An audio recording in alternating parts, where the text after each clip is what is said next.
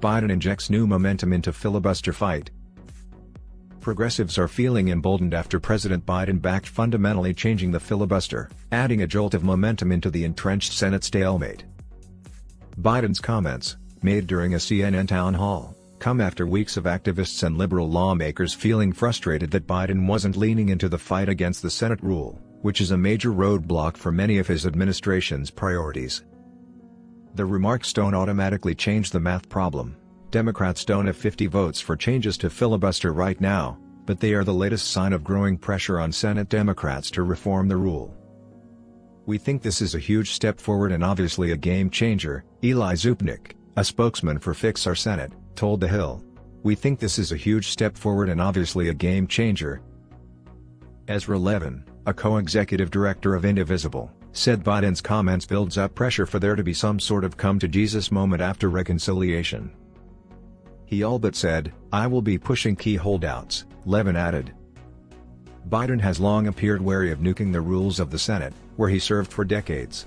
That's frustrated progressives, who worry that without nixing, or at least significantly changing, the filibuster, which necessitates 60 votes for most legislation, much of the party's agenda is dead on arrival in the chamber. Republicans, for example, blocked a revised election reform bill this week and are poised to block a voting rights bill named after the late Representative John Lewis, Democrat Georgia, when it comes to the floor as soon as next week. Bipartisan talks on issues including police reform, immigration reform and expanded background checks have also unraveled as Democrats have struggled to come up with a deal that could get at least the 10 GOP votes needed to break a filibuster. Biden had previously embraced the idea of a talking filibuster, where senators objecting to the bill must speak continuously from the Senate floor. But he went significantly further during his town hall in Baltimore. "I propose we bring that back now, immediately," Biden said about the talking filibuster before adding, "I propose we bring that back now, immediately." Biden pointed to the recent fight over the debt ceiling, where Republicans threatened for weeks that they wouldn't help advance a debt hike before backtracking and providing 11 GOP votes for a short-term increase. "If that gets pulled again, I think you are going to see an awful lot of Democrats being ready to say, 'Not me. I'm not doing that again.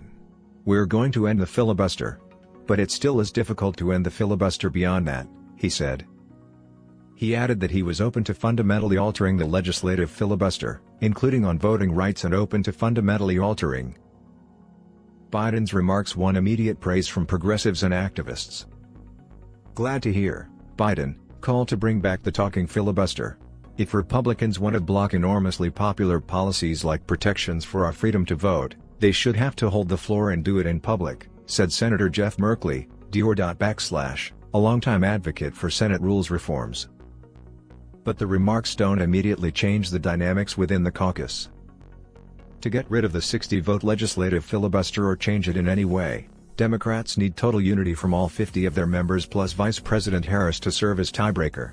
But Senators Joe Manchin, D.W., Virginia, and Kyrsten Sinema, Democrat Arizona, are opposed to nixing the filibuster, and Manchin, in particular, has voiced opposition to the idea of passing a carve-out that would exempt specific issues from the 60-vote requirement. And while Manchin and Sinema are the biggest targets of filibuster angst, several senators are viewed as wary of potentially changing it. Democrats are also racing to finalize a deal on Biden's sweeping social spending bill, which they are using arcane budget rules to pass without needing GOP support in the Senate. Democrats and Biden don't view it as politically savvy to pressure Manchin, Sinema and others on filibuster reform while at the same time needing their votes on the spending package. Biden is expected to lean more heavily into the filibuster reform discussions after the spending bill and a separate bipartisan infrastructure bill are through Congress, which Democrats hope they can complete in a matter of weeks. If, in fact, I get myself into at this moment the debate on the filibuster, I lose at least 3 votes right now to get what I have to get done on the economic side of the equation, on the foreign policy side of the equation, Biden said during the CNN town hall. White House Press Secretary Jen Psaki added on Friday that Biden would have more to say in the coming weeks. Democrats also think they are nearing a long-anticipated conversation about what, if anything, they'll be able to do on changing the Senate's rules. Democrats have tried to drive home the message to holdouts within their own caucus that Republicans won't help them pass top priorities, such as voting rights, by repeatedly bringing bills up to the floor and forcing GOP senators to vote them down. A recent standoff over the debt ceiling also provided unexpected momentum among Senate Democrats for creating a carve-out from the 60-vote rule for legislation related to the nation's borrowing limit. Congress now has until roughly December 3 to pass a long-term debt ceiling extension. There are 2 senators who have said that they won't. Although even they might have voted for a carve-out on the debt ceiling. It was them telling Senate GOP leader Mitch McConnell that led him to, come up with an extension, said Senator Tim Kaine, Democrat Virginia /. There are a number of ideas about the way to facilitate passing of a bill like this without abolishing the filibuster, Kaine added, referring to voting rights legislation. There are a number of ideas about the way to facilitate passing of a bill like this without abolishing the filibuster.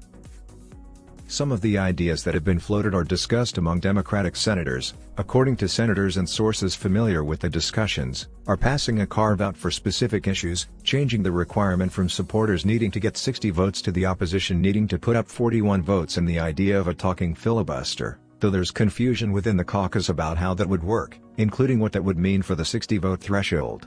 Senators have also floated smaller rules changes such as skipping over an initial 60-vote hurdle that most bills need to overcome to even come up for debate, much less pass the Senate. But those ideas are fluid and would need support from all 50 Democrats to be enacted. Filibuster reform advocates acknowledge that while Biden's support is significant, it might not be enough to win over both Sinema and Manchin. It's Congress, for God's sakes. Few people have lost money on betting they're not going to get something crucial done, Levin said. Our argument has never been once the president gets in, it's game over, we won, he added. Our argument has never been once the president gets in, it's game over, we won,